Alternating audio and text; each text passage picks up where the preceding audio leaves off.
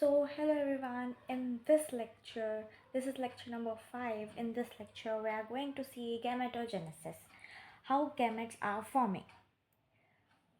So, in this lecture, we are going to see the formation of gametes, spermiogenesis and oogenesis.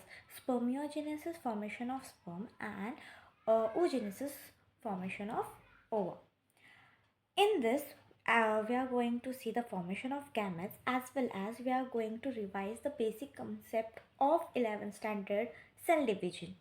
Okay, so basic of 11th cell division we are going to see mitosis as well as meiosis. Okay in दोनों का हम लोग difference देखेंगे क्योंकि इसमें बच्चे बहुत ज़्यादा कंफ्यूज हो जाते हैं और गड़बड़ भी इसी में करते हैं. देन फिर हम formation of spermatogenesis, then oogenesis, then sperm का स्ट्रक्चर एज वेल एज उसके फंक्शंस, हार्मोन, उसके बीच में ना कुछ हार्मोन रेगुलेशन करके एक टॉपिक है वो भी देखेंगे जो कि ड्यूरिंग स्पर्मियोजेनेसिस वो वाला वो भी देखेंगे. एंड फॉलिकल डेवलपमेंट का देखेंगे इफ़ होता है पॉसिबल 10 मिनट्स में तो देखते हैं वो भी कर लेते हैं वरना स्टॉप कर देंगे. ठीक है, लेट्स गो.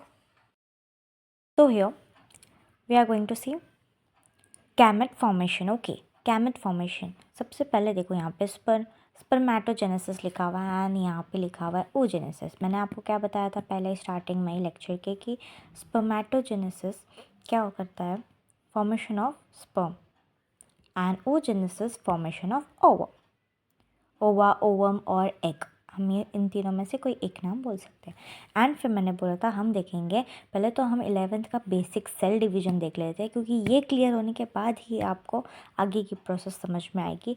कुछ बच्चों को ये क्लियर नहीं होता इसलिए मैंने सोचा कि मैं ये भी आपको बताते चलूँ. So will start with mitosis. अब देखो माइटोसिस और यहाँ पे मियोसिस है. अब माइटोसिस में क्या होता है, आपके पास एक सेल है, ठीक है, समझो ये आपके पास एक सेल है जो कि वो है डेप्लॉइड सेल है और वो फर्दर डिवाइड करेगा तो वो भी सेल डेप्लॉइड ही बनेंगे जिसको हम बोलते हैं इक्वेशनल डिवीजन.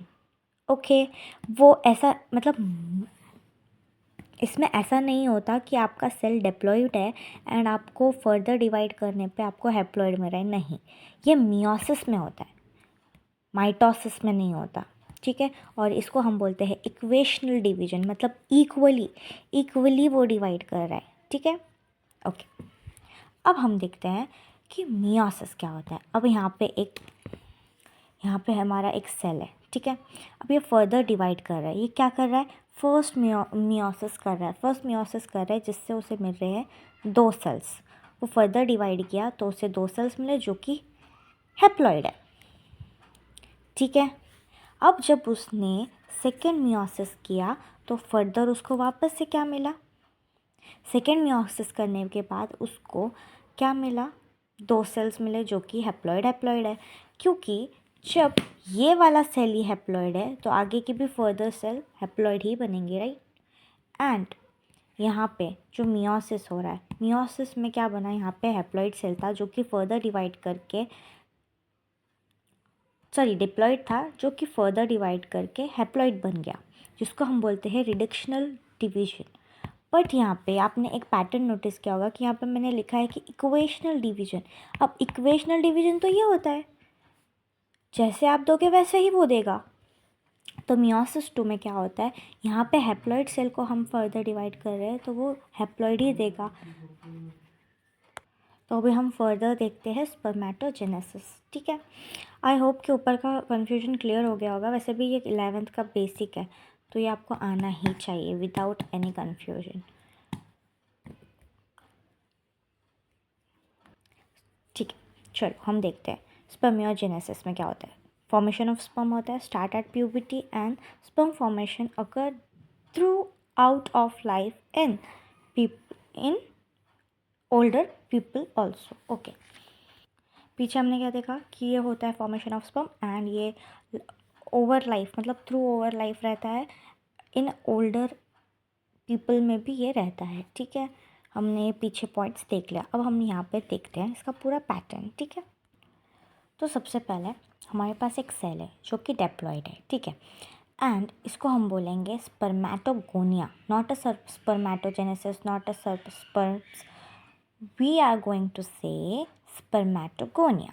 ठीक है, अब ये क्या करता है यहाँ पे, ये मिटोसिस करता है। ठीक है, मिटोसिस करता है एज़ यूजुअल, यहाँ पे आ जाता है। मिटोसिस करने से क्या होता है कि वो फर्दर कितना भी डिवाइड करे, फर्दर वो सेम हैप्लॉइड देगा। जैसे कि वो डिप्लॉइड था तो वो डिप्लॉइड ही देगा, तो उसने डिप्लॉइड ही दिया।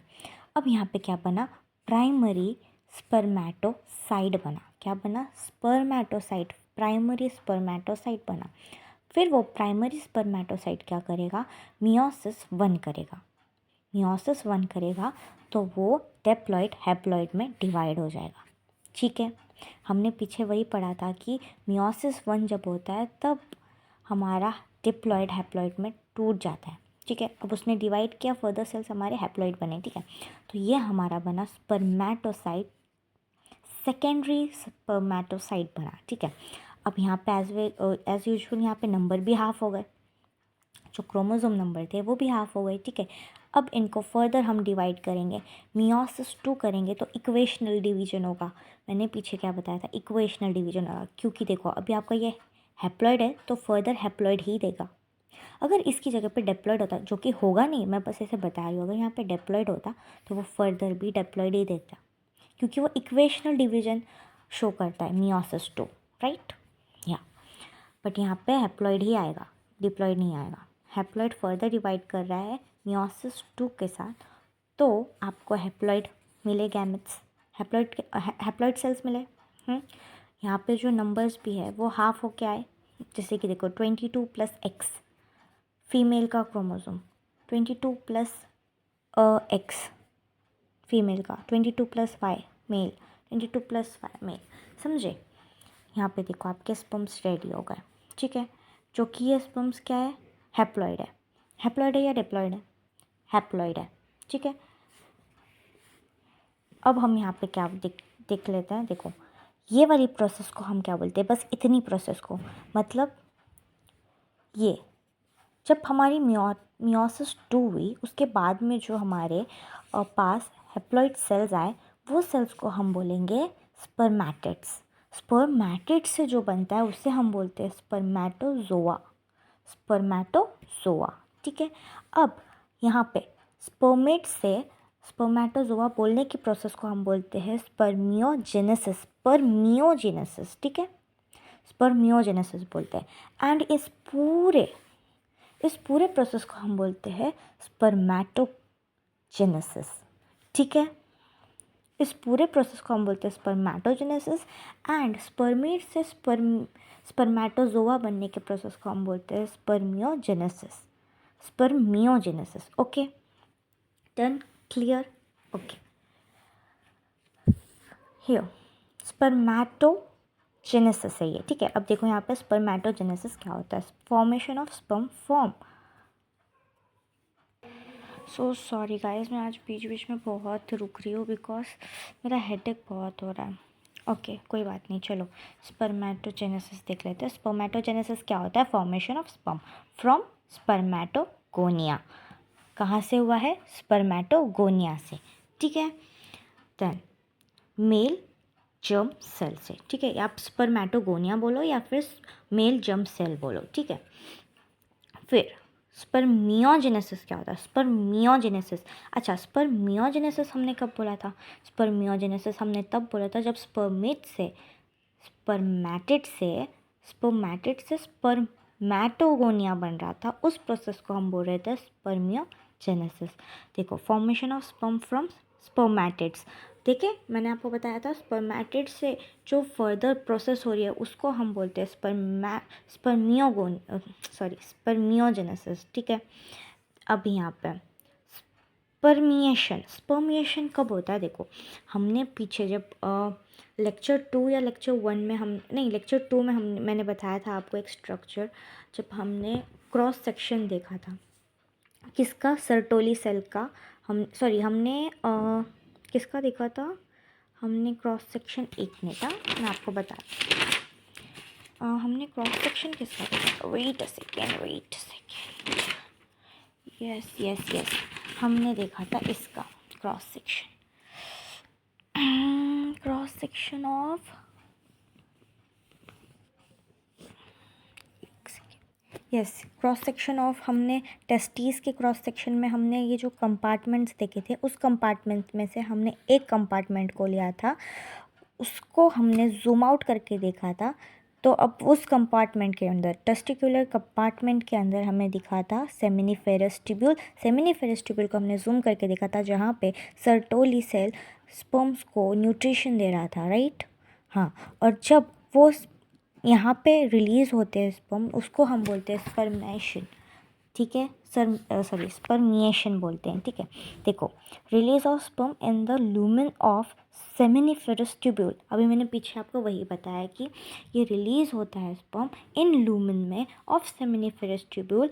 अब इसका सीमन का पीएच होता है 7.2 to 7.5 अल्कलाइन, ठीक है।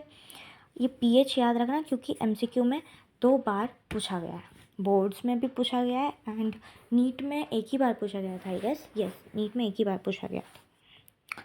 एंड सर्टोली सेल्स रिलीज, वही sperm maturation factor that helps in वही स्पर्मेटोगोनिया, स्पर्मेटोजेनेसिस एक्सेट्रा एक्सेट्रा। अभी ऑलरेडी 10 मिनट्स तो हो चुके हैं, बट चलो इतना देख ही लेते हैं, ठीक है। चलो अभी हम लोग देख लेते हैं hormone regulation in males during spermatogenesis, ठीक है। तो ये हाइपोथैलेमस है हमारा। हाइपोथैलेमस में से एंटीरियर पिट्यूटरी, जिसके अंदर 2 डिवाइड हो गए हैं, एक एफएसएच है, एक एलएच है, ठीक है। अब यहाँ पे एफएसएच किसको कंट्रोल करता है? सर्टोली सेल्स को, जिसके सर्टोली सेल्स से क्या बनता है? स्पर्मियोजेनेसिस। एंड यहाँ पे एलएच से लीडिक सेल, जो कि लीडिक सेल क्या करता है? एक हार्मोन प्रोड्यूस करता है जो कि होता है एंड्रोजन, यहाँ पे लिखा हुआ है, एंड स्पर्मेटोजेनेसिस में हेल्प करता है। अब यहाँ पे हम स्पर्म का स्ट्रक्चर देख लेते हैं। ये मैंने रफ बनाया है, ये रफ स्ट्रक्चर बनाया है। आप अच्छा स्ट्रक्चर बना के आना एग्जाम में, इफ़ क्वेश्चन आता है तो, ठीक है। देखो, ये सबसे ऊपर वाली लेयर को हम एक्रोसोम बोलते हैं, ये हमारा न्यूक्लियस है, और इसके नेक में होता है माइटोकॉन्ड्रिया, ठीक है। मिडल पीस में उसका होता है माइटोकॉन्ड्रिया, एंड ये उसकी टेल है जो मोटेलिटी में हेल्प करती है, जो ऐसे जाने में हेल्प करती है। एक्सियल फिलामेंट है उसका, ठीक है। वैसे तो आपका ये रिवीजन चल रहा है, तो आपको ज़्यादा डिटेल में बताने की ज़रूरत होनी भी नहीं चाहिए। तो स्पर्म बॉडी तो देखो डिवाइड होता है हेड में, नेक, मिडल पीस, टेल। एक्रोसोम क्या करता है? एक्रोसोम का अभी हम लोग फंक्शन देख रहे हैं, ठीक है। Acrosome cap like structure filled with enzymes, जो कि वो ओहो, यहाँ पे टी का टी मैंने बनाया नहीं। वो एक कैप लाइक स्ट्रक्चर होता है जो कि फिल्ड विथ एग्जाइम्स, और वो हेल्प करता है फर्टिलाइजेशन में।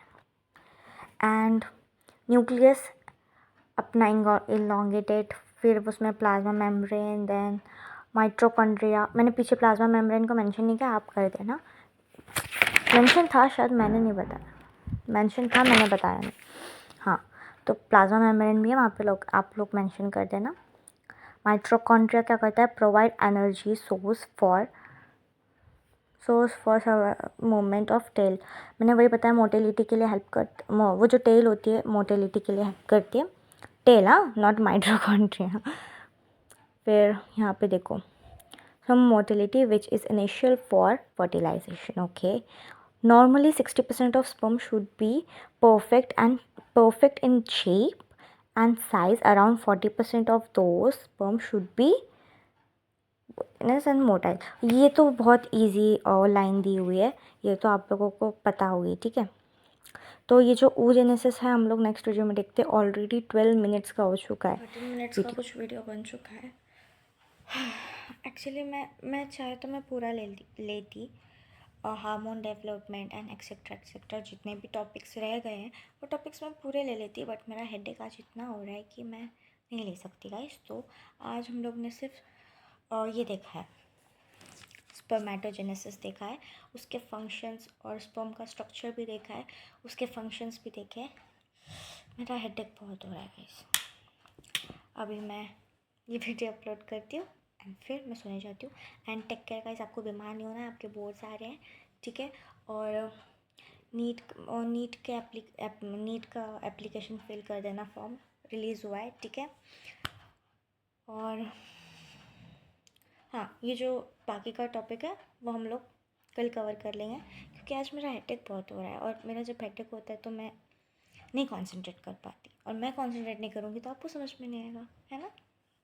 चलो, bye bye, take care, see you soon.